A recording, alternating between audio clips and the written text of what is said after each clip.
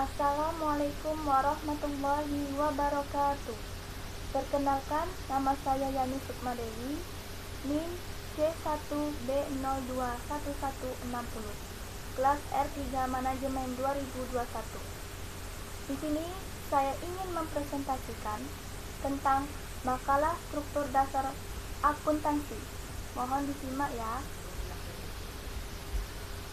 Yang pertama, A. Siklus akuntansi. Siklus akuntansi secara khusus diartikan sebagai proses berulang untuk melakukan identifikasi, analisis, dan merekam setiap kegiatan akuntansi dalam sebuah perusahaan. B. Laporan keuangan dan unsur-unsurnya. Laporan keuangan adalah informasi mengenai keuangan sebuah perusahaan yang dapat digunakan untuk melihat bagaimana kinerja dan keadaan perusahaan tersebut dalam suatu periode tertentu. Laporan keuangan yang disusun seperti A. Laporan laba rugi untuk menggambarkan kinerja perusahaan. B. Laporan perubahan modal untuk melihat perubahan modal yang telah terjadi. C. Neraca dapat digunakan memprediksi likuiditas, solvensi, dan fleksibilitas. D. Laporan arus kas memberikan informasi yang relevan mengenai kas keluar dan kas masuk pada periode berjalan. E. Laporan perubahan ekuitas, laporan yang menunjukkan perubahan hak residual atas aset suatu perusahaan setelah dikurangi semua kewajiban. C. Tujuan umum laporan keuangan. 1. Untuk informasi mengenai jenis aset yang dimiliki perusahaan dan jumlahnya masing-masing. 2. Untuk informasi mengenai jenis kewajiban yang ditanggung perusahaan dan jumlahnya. 3. Untuk informasi mengenai rincian modal yang dimiliki perusahaan dan jumlahnya. 4. Untuk informasi mengenai jenis pengeluaran yang dilakukan perusahaan dan jumlahnya. 5. Untuk informasi mengenai perubahan yang terjadi pada aset, kewajiban dan modal perusahaan. D. Karakteristik kualitas laporan keuangan. 1. Relevan. 2. Andal. 3. Dapat dipahami. 4. Dapat dibandingkan.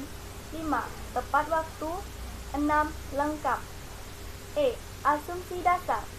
Asumsi dasar akuntansi adalah tentang bagaimana suatu pencatatan pembukuan bisnis diorganisasikan dan beroperasi.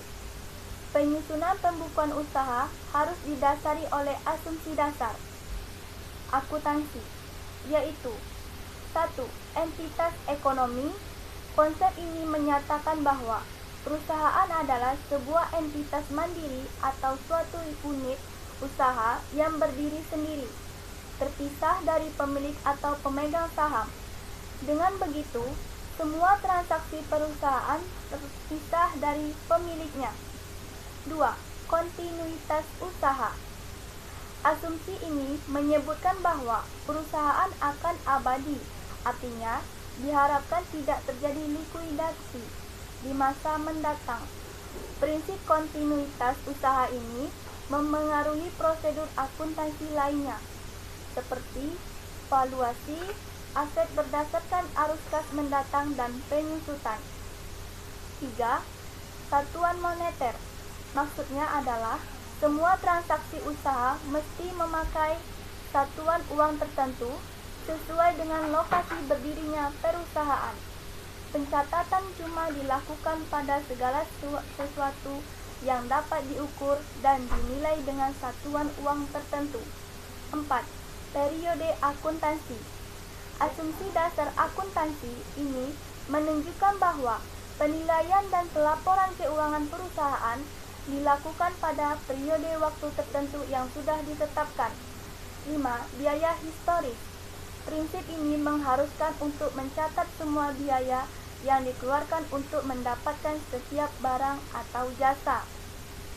Kesimpulan, dapat disimpulkan bahwa struktur dasar akuntansi sangat diperlukan karena di setiap struktur terdapat hal-hal yang dapat meninjaunya struktur dasar akuntansi, seperti siklus akuntansi, laporan keuangan dan unsur-unsurnya, tujuan umum laporan keuangan, karakteristik kualitas laporan keuangan, dan asumsi dasar.